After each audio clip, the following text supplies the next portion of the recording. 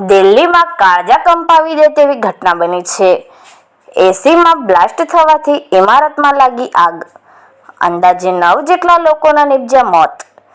4 થી 6 જેટલા લોકો આગમાં દાઝવાથી ઘાયલ થતા સારવાર અર્થે ખસેડાયા।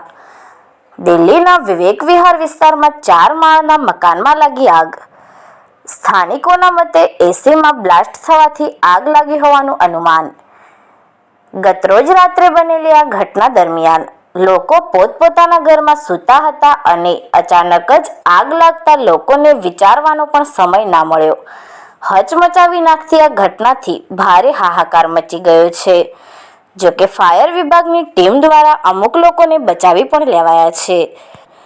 ગતરોજ બનાસકાંઠાના કાણોદરમાં પણ આવી જ ઘટના બનવા પામી હતી, જેમાં એસી ફાટવાથી મકાનમાં આગ લાગી હતી અને એક યુવકનું મોત નીપજ્યું હતું।